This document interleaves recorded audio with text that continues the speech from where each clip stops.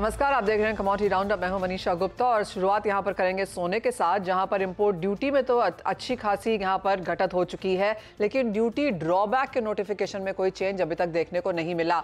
कितना है किससे फायदा और कितना है किसको नुकसान, इस पर करेंगे चर्चा। साथ ही बात करेंगे यहां पर खाने के तेलों की, जहां पर हमने लगातार गिरावट प्राइसेस में आते हुए देखी है। पाम के छोड़कर बाकी सभी तेलों में यहां पर भारी गिरावट है, लेकिन त्योहारी मांग से पहले यहां पर किस तरह की इंपोर्ट्स देखने को मिल सकते हैं, कैसे रह सकते हैं प्राइसेस, इस पर करेंगे चर्चा। साथ ही बात करेंगे यहां पर मसालों की, जहां पर हमने उठापटक लगातार बनते हुए देखी है बाजारों में। इन डिटेल्स पर चर्चा करने के लिए हमारे साथ हैं इब्जा के secretary Surendra Mehta, Emirates NBD के डायरेक्टर धर्मेश भाटिया, गंगानगर कमोडिटीज के अमित खारे, और ब्रेक के बाद हमारे साथ होंगे एसडी गुथरी के सीओओ संदीप भान। आप सभी का कार्यक्रम में स्वागत है। शुरुआत लेकिन सोने के साथ कर लेते हैं, क्योंकि त्योहारी सीजन है और खरीदारी यहां पर अच्छी खासी देखने को मिली है। लेकिन इस सब के बीच एक चीज यहां पर शायद सरकार से छूट गई है। बजट के बाद भी ज्वेलरी और डायमंड सेक्टर पर हमने देखा है कि लगातार तेजी है। बजट में कई चीजों पर सरकार शायद ध्यान नहीं दे पाई, जैसे कि ड्यूटी ड्रॉबैक पर सरकार ने कुछ नहीं किया। इसमें कैसे यहां पर हम मूव्स देखेंगे? सुरेंद्र जी, ये सवाल पहले आपसे है, क्योंकि हमने ड्यूटी में तो कट देखा यहां पे 15 से 6% का, लेकिन ड्यूटी ड्रॉबैक में हमने यहां पर कुछ होता हुआ नहीं देखा। आपको लगता है कि ये एक मिस है सरकार की तरफ से, और इसका कितना इम्पैक्ट या कितना फायदा कहें इंडस्ट्री ले रही है? देखिए, बजट आए हुए लगभग 1 महीना हो चुका है और जैसे कि सबको पता है कि गोल्ड पर ड्यूटी 15% की जगह 6% कर दी गई और सिल्वर पर भी ड्यूटी 15% की जगह 6% कर दी गई। तो हुआ ये कि ड्यूटी ऑलमोस्ट लगभग गोल्ड पर 5,90,000 रुपए पर किलो ड्यूटी कम हुई और सिल्वर पर 7,600 रुपए ड्यूटी कम हुई। लेकिन कहीं ना कहीं शायद मुझे पता नहीं कि ये रह गया है या सरकार ऐसा क्यों चाहती है। सरकार ने जो ड्यूटी ड्रॉबैक का जो नोटिफिकेशन था, जो 2023 में आया हुआ था, उसको अभी तक चेंज नहीं किया है। ड्यूटी ड्रॉबैक अभी भी यदि आप गोल्ड ज्वेलरी एक्सपोर्ट करते हैं तो 1 किलो गोल्ड एक्सपोर्ट करते हैं तो उस पर ड्यूटी ड्रॉबैक 7,04,000 रुपीज मिलता है, और 1 kg चांदी आप एक्सपोर्ट करते हैं तो उस पर ड्यूटी ड्रॉबैक 8,949 रुपीज मिलता है। अब एक्चुअल ड्यूटी जो है वो गोल्ड पर 3,90,000 लगती है और सिल्वर पर 5,100 पर केजी लगती है।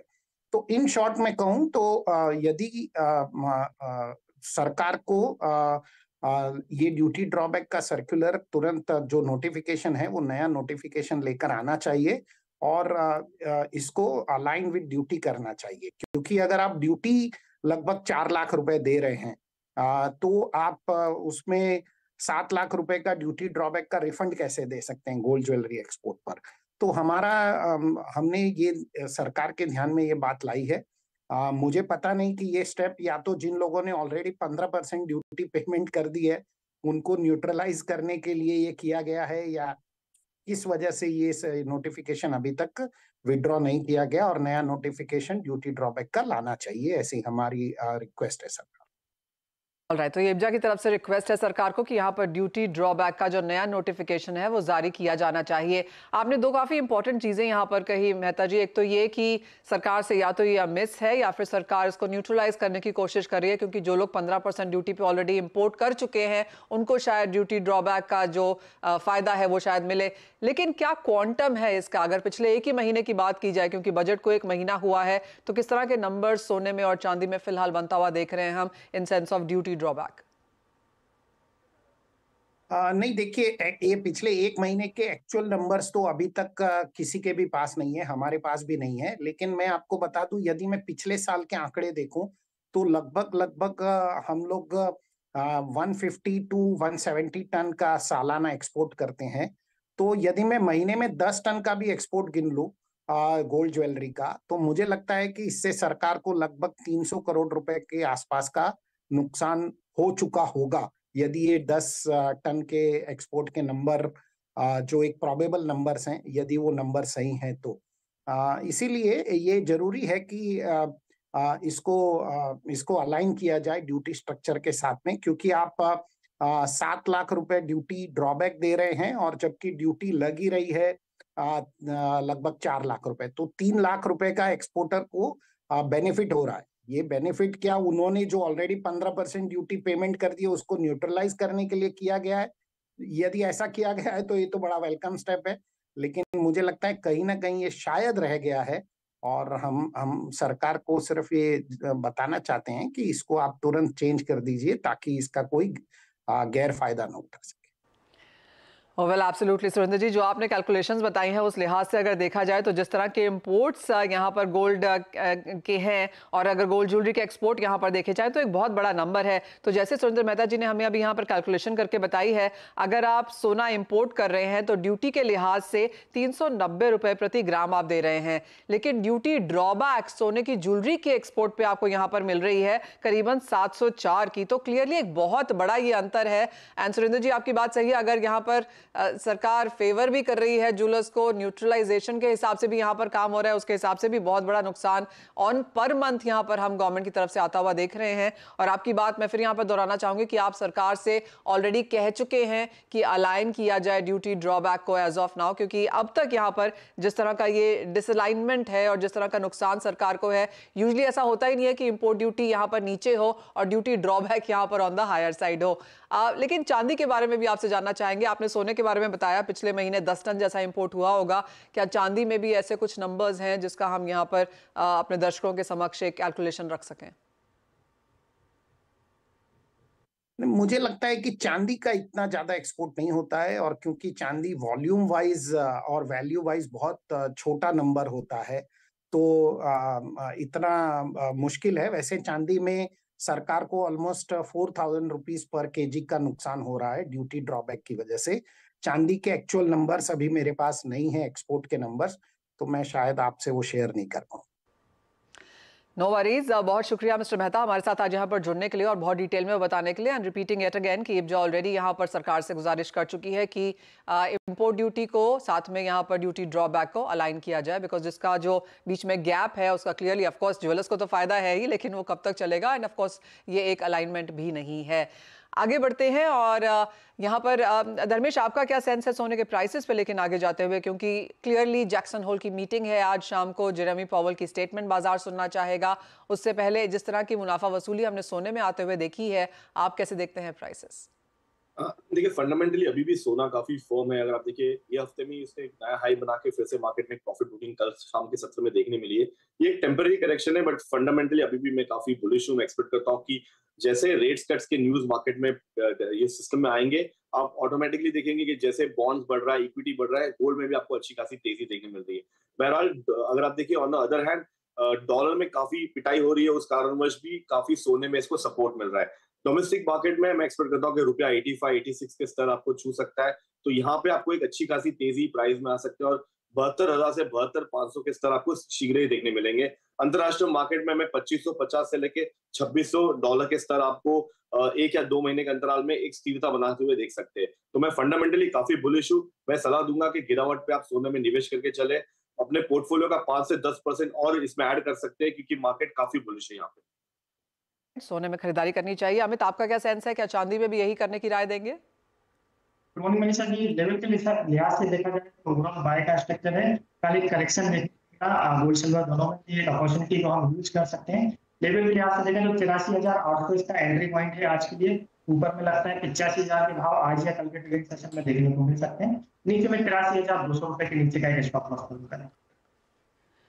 साथ ही साथ मेटल्स की यहाँ पर बात कर लेते हैं, जहां पर बढ़त देखने को मिली है। यहाँ पर अमित आपकी क्या सेंस है? ऑफ कोर्स डॉलर इंडेक्स में हल्की सी तेजी देखने को मिली है, जेरेमी पावेल क्या कहते हैं इंपॉर्टेंट रहेगा, लेकिन मेटल्स में जो बढ़त है क्या आगे जारी रहता हुआ देखते हैं? बिल्कुल, मेटल्स वापस फिर से एक बेस बनाता हुआ नजर आया। पिछले दिनों देखा हमने निचले स्तरों से एक अच्छी रिकवरी प्राइसेस में देखने को मिली है। कॉपर 795 के आसपास खरीदारी करें, 805 रुपए का टारगेट रखें, 790 का स्टॉप लॉस करें। एल्यूमिनियम 225 रुपए के आसपास खरीदारी करें, 223 रुपए का स्टॉप लॉस लगाकर ऊपर में 228 रुपए तक के टारगेट एल्यूमिनियम में रखे जा सकते हैं। वहीं पे जिंक की अगर मैं बात करूं तो 266 रुपए के आसपास ट्रेडर्स को खरीदारी करने के लिए 270 रुपए तक के आसपास के इसके टारगेट है, और नीचे में 264 रुपए का इसका स्टॉप लॉस रहेगा।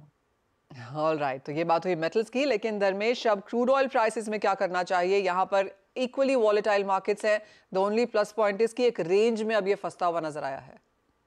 अगर आप कच्चे तेल की बात करें, इनफैक्ट मैं ये शो पे 2 से 3 महीने से कंटिन्यूस ये कह रहा हूँ कि आगे के सारे महीने बैकवर्डेशन में है और फंडामेंटली कोई तेजी है नहीं, और यही आपको प्राइस में देखने मिल रहा है। ऑलमोस्ट अगर आप देखिए तो 1000 रुपए का प्राइस में करेक्शन आ चुका है, जहां कमोडिटी मार्केट में जहां 83 84 के स्तर थे नाइमैक्स में, और डोमेस्टिक मार्केट जो 8000 के स्तर थे, अब देखिए ऑलमोस्ट 7000 के इर्द गिर्द आ चुका है। तो यहाँ पे मैं एक्सपेक्ट करता हूँ कि मार्केट काफी स्टेबल रहेगा। 5800 5900 के स्तर आपको कच्चे तेल में देखने मिल सकता है। ओपेक चाहता है कि प्राइस ऊपर जाए, नॉन ओपेक चाहता है कि प्राइस नीचे आए। इलेक्शन है नवंबर में, इन्फ्लेशन बढ़ सकता है, अगर कच्चा तेल बढ़ेगा तो कहीं ना कहीं मार्केट में जो जुगलबंदी है प्रेशराइज कंटिन्यू रह सकती है। फंडामेंटली कोई डिमांड है नहीं, बट बहरहाल अगर जब इंटरेस्ट रेट घटेगा तो इंडस्ट्रियल डिमांड बढ़ेगा और वहां से आपको एक लंबी तेजी देखने मिल सकती है। तो मैं सलाह दूंगा जिन्हें निवेश करना है वो आगे के महीने में निवेश करे, जहां पे अगर प्राइस 7000 के नीचे आता है तो नवंबर दिसंबर कॉन्ट्रैक्ट अच्छा महीना रहेगा, वहां पे निवेश करके चल सकते हैं। बट करंट लेवल पे तो यहाँ पे बिक वाली हावी रह सकती है, और 6000 के स्तर आपको 1 या 2 में भी मैक्सिमम 2 हफ्ते के अंदर आपको देखने मिल सकता है। तो सेल ऑन राइज की स्ट्रैटेजी शॉर्ट टर्म के लिए, बट जिन्हें निवेश करना है, होल्ड करना है, उन्हें वेट एंड वॉच की सलाह दूंगा और आगे के महीने में निवेश करने की सलाह दूंगा। Point taken. बहुत शुक्रिया धर्मेश आपका, और अमित आपका भी साथ में जुड़ने के लिए, उन तमाम स्ट्रैटेजीज के लिए भी ली। तो as of now buying recommendations यहाँ पर सोने चांदी में है, मेटल्स में भी आप खरीदारी के मौके ढूंढें, लेकिन जहाँ तक कच्चे तेल की बात है धर्मेश कह रहे हैं कि कुछ और बिकवाली यहाँ पर देखने को मिल सकती है। इसी के साथ एक ब्रेक का समय है, लौटेंगे तो हमारे साथ होंगे SD Guthrie के COO संदीप भान, उनसे जानेंगे खाने के तेलों का पूरा प्ले। आप देख रहे हैं कमोडिटी राउंडअप और हमारे साथ अब SD Guthrie के COO संदीप भान हैं। संदीप नमस्कार, शुक्रिया साथ जुड़ने के लिए। और हल्की सी रिकवरी हमने यहाँ पर पाम के प्राइसेस में आते हुए देखी है। दो एक सपोर्टिव फैक्टर्स हैं, एक तो ये कि भारत में फेस्टिवल सीजन की डिमांड निकल के आएगी, और दूसरा मलेशिया पाम ऑयल स्टॉक्स मार्च से सबसे लोअर लेवल पे हैं। और ऑफ कोर्स तीसरा मेजर पॉइंट ये है कि इंडोनेशिया ने यहाँ पर अब B40 का जो बायोडीजल का मैंडेट है 2025 का, वो प्रिपेयर करना शुरू किया है। इन तीनों ही चीजों में आपको सबसे बुलिश क्यों कौन सा लगता है? Thanks for having me. In some में से सबसे bullish point is definitely Indonesia. Indonesia में इस साल production hasn't picked up. In fact, पूरे साल का भी ऐसा लग रहा है कि will be around 500,000 to 1 million ton down compared to last year. अब जो उन्होंने ये B40 का announcement किया, it's definitely going to have a significant impact. पर इसका impact immediate में नहीं आएगा, इसका impact अगले साल में आएगा. And it is definitely a bullish point among all the three. अगर इंडोनेशिया ने प्रोडक्शन यहाँ पर नहीं बढ़ाई है और वो B40 मैंडेट भी लेके आते हैं, तो किस तरह की मार्केट फिर हम बनता हुआ देखेंगे इंडोनेशिया के एक्सपोर्ट के तौर पर और इंडोनेशिया की अपनी डोमेस्टिक डिमांड के हिसाब से? देखिए, ये जो B40 हो जाएगा तो इससे at least 1.5 to 2 million ton of CPO local biodiesel में चला जाएगा। That means at the cost of exports. So Indonesia वैसे ही CPO बड़ा कम एक्सपोर्ट हो रहा था, तो थोड़ा बहुत रिफाइंड ओलियन में ज्यादा एक्सपोर्ट हो रहा था, but all this the CPO demand जो इंडिया को बेसिकली चाहिए, दैट शिफ्ट्स टू मलेशिया। और मलेशिया में अभी आज लेटेस्ट स्टॉक्स जो जुलाई मंथ में डिक्लेयर हुए थे, that was close to 1.73 million ton, और हम अभी भी उसी लेवल के आसपास घूमेंगे। मलेशिया में अभी we are now also entering into the peak months of production. अगला महीना सितंबर माइट बी द पीक, और लेटेस्ट अक्टूबर। उसके बाद we are also going into the draw down in production months. उसका बाद में इंपैक्ट आते हुए दिख रहा है, जो मार्केट में ये जो रिकवरी आ रही है। संदीप, जो नंबर्स मैं देख रही थी और चार्ट्स जो मुझे मिले हैं, उस हिसाब से मलेशिया का पाम ऑयल स्टॉक मार्च से अब के लोएस्ट लेवल पे है। आगे जाके ऑफ कोर्स जैसे आपने कहा कि मेजर प्रोडक्शन आएगी, हम माल बढ़ता हुआ भी देखेंगे।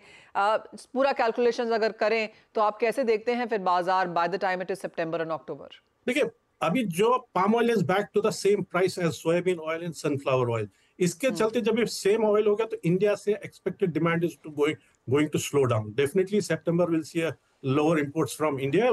Main reason being कि अब ये palm oil और soybean oil, sunflower oil same price है। इसके चलते थोड़ा सा रिकवरी स्टॉक्स में मलेशिया में आ सकती है at the cost of lower imports by India. अच्छे खासे नंबर्स हैं इंडियन इंपोर्ट्स के, इस बार हमने देखे हैं नियर रिकॉर्ड लेवल्स आते हुए, और बाजार को लगता है कि जब तक चीपर इंपोर्ट्स आते रहेंगे शायद ये ट्रेंड चलता भी रहेगा, specially ahead of festive demand भी बढ़ जाती है। किन नंबर्स के साथ आप काम कर रहे हैं? किस तरह का इंपोर्ट पाम का इंडिया देखेगा?